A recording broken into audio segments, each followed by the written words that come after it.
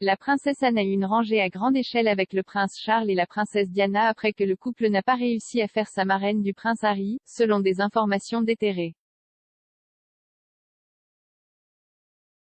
Anne a poursuivi sa tournée nationale implacable, s'arrêtant cette semaine à Barnsley.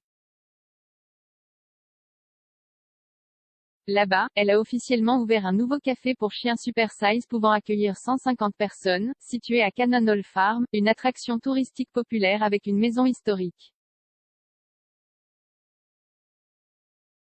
La visite n'était pas aléatoire. Anne a passé les derniers mois, les restrictions Covid-19 autorisant, à parcourir le pays, à effectuer des visites officielles et à accompagner d'autres membres de la famille royale dans leurs fonctions. En conséquence, elle s'est bâti une sorte de nom, souvent décrit comme le membre le plus travailleur de la société. Beaucoup ont noté qu'Anne a hérité de l'approche pragmatique de la vie et du travail du prince Philippe, son père, devenant connu pour son style franc et souvent désinvolte, y compris avec les membres de sa propre famille. Une dispute tendue se serait produite entre elle et son frère puis sa belle-sœur, le prince Charles et la princesse Diana, à l'occasion de la naissance de leur deuxième fils, le prince Harry. Anne était si furieuse qu'elle refusa d'assister à son baptême. Selon un rapport de 1984 du Daily Express, Anne est plutôt allée tirer avec son mari de l'époque, Mark Phillis, dans leur domaine de Gatcombe Park dans le Gloucestershire. Dans une déclaration après la cérémonie à l'époque, Buckingham Palace a déclaré « Malheureusement, aucun d'eux n'a pu le faire. Ils arriveront à Windsor plus tard dans la journée. » Ashley Walton, la correspondante royale du journal à l'époque, a écrit que l'absence délibérée du couple a alimenté les informations selon lesquelles Anne était en colère d'être ignorée en tant que marraine pour la deuxième fois, aurait été blessée lorsque Charles n'a pas réussi à la choisir comme marraine du prince William. Monsieur Walton a écrit, son mécontentement s'est transformé en une dispute familiale à grande échelle lorsqu'elle a appris que son jeune frère Andrew devait être le parrain du prince Harry, âgé de 3 mois, alors qu'elle était à nouveau omise.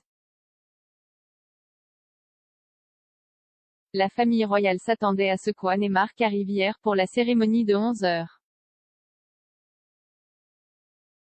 Mais pendant que le bébé était baptisé, les armes à feu flambaient à 100 000 à Gatcombe Park. Il a poursuivi en notant que la décision de Charles de retirer sa sœur de la liste des 6 parrains et marraines a également agacé Philippe. Monsieur Walton a ajouté, il y avait des rumeurs selon lesquelles Charles et son père ne se parlaient pas en conséquence. Ce n'est pas la seule fois où Anne a fait froid dans le dos à Charles et Diana à l'occasion d'un baptême. Ingrid Seward, écrivant dans son livre de 1995 Prince Édouard, a affirmé que la princesse royale était furieuse contre Diana qui n'a pas assisté à la cérémonie de Zara Tindall en 1981. Plongeant dans les relations compliquées entre les membres belligérants de la famille, elle a écrit « De telles occasions sont la pierre angulaire de la routine de la famille royale et une partie essentielle de la théâtralité de leur marque de monarchie, un moment où toute la famille défile. Il ne serait jamais venu à l'idée des Édouard ou de sa famille de ne pas en avoir un. » Diana, cependant, a choisi de ne pas y assister. Elle avait dit à des amis à l'avance qu'elle n'avait pas l'intention d'y aller mais, plutôt par manque de manière ou de courage, ce n'est que 48 heures avant la cérémonie proprement dite qu'elle a téléphoné à la princesse Anne pour l'informer qu'elle ne serait pas là.